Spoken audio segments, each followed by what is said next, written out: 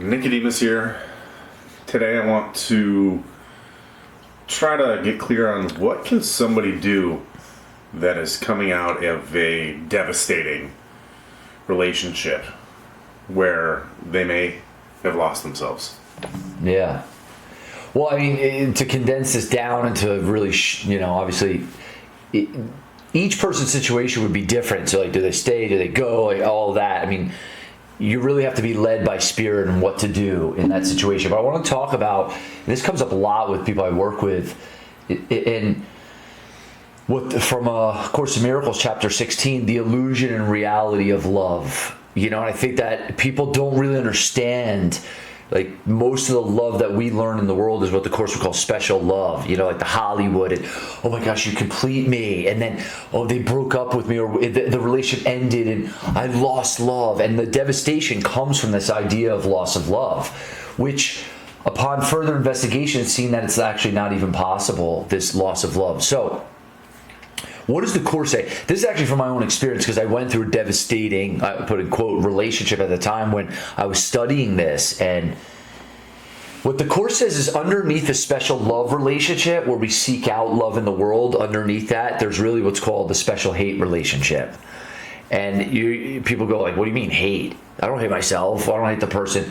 But what he says in the Course is that anywhere where we seek after love in a hopes that it's going to make us fill us up in some way, which on the flip side, if it's gone, I feel like I lost a part of myself. All of that is hatred, because there must be a gap in us that we actually seek out love to try to fill up. And if you think there's a gap in you, then you already automatically, it's not of God. Then it is separation. And separation is attack, hatred, conflict, misery, whatever you want to call it. So I love this section, chapter 16, section 4. And this is what I tell people. This really, for me, this was a very eye-opening experience. Specifically, these two sentences I'm about to read. It says, and this is from chapter 16, section 4, paragraph 4. Love is not an illusion, it's a fact. Where disillusionment is possible, there was not love but hate. So if I can now be in love with someone and then it turns and I'm disillusioned with them, it was never love in the first place. It was a special love in which I sought out this person filling up a part of me, completing me, filling up my needs, which ultimately becomes a substitute for God. That's why it's a special relationship, because if you look at anybody who are like, they're devastated, the relationship becomes the idol. It's like the relationship becomes the God.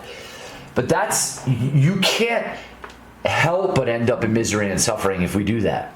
Now, what it says in the first paragraph of the section, it says, don't be afraid. Don't be afraid to look upon the special hate relationship, for freedom lies in looking at it. It would be impossible not to know the meaning of love except for this. So what the Course says, this is the only thing in the way of us actually learning the true meaning of love, is this gap, this void in us, this hatred, this conflict, this war that ends up showing up in the other person. That's why we fight so much. And that's why, we think it's normal to love and hate who's so close together. And it goes on and it says, for the special love relationship in which the meaning of love is hidden is undertaken solely to offset the hate, but not to let it go. So think about this for a moment. This line, it hit me so hard when I actually experienced this. The special love relationship, where the actual meaning of love is hidden. It's a game. It's like, I love you if you're the way I need you to be. I love you as long as you love me. I love you as long as you live up to the picture I have of you. The moment you don't, I now hate you. Like how quickly relationships do this. So it says, for the special love relationship in which the meaning of love is hidden is undertaken, we get into it, for the sole purpose, solely to offset the hate, but not to let it go. So think about that for a moment. And it says, you can't, the special love relationship will not offset it, but will merely drive it underground and out of sight. And then it comes up. Like it comes up in that moment where you're like, I love you. And then you're in a fight, right? You're like, this is, oh my gosh. And how many people, I work with so many people, they'll come to me and, oh my gosh, this is the most amazing relationship. And like within 3 months, or like they hate each other, they're breaking up, whatever it is. It just shows you. And like the Hollywood version of love, we seek out special love in the world to offset the hatred within us, the gap within us, but not to let it go. And that's how we get so disillusioned in love. Now, the flip side of that is what the Course would call the holy relationship. And the holy relationship is two people not finding any gap within themselves, already whole, and only using relationships to extend love and wholeness. That becomes a totally different comfort, because we're no longer trying to get from the other, fill up a void in me. Now it's just, what can I give? What can I extend? And the relationship becomes built on wholeness. So there's no hatred or gap within us that we're using the partner to fill up, whether it's sexual needs and like, I need you to be a certain way, maybe wounds from my childhood, which is what it always really is, right? Yeah. It's always wounds from our childhood, but then even underneath that, it's always separation from God, which we just use the body, the personality, this other person to fulfill our needs. And as long as they fulfill our needs, we love them. And the moment they no longer do, we no longer love them. That's not love, that's a game. Wholeness, or a holy relationship, is every relationship I'm in is an opportunity to find Christ again, to find myself again.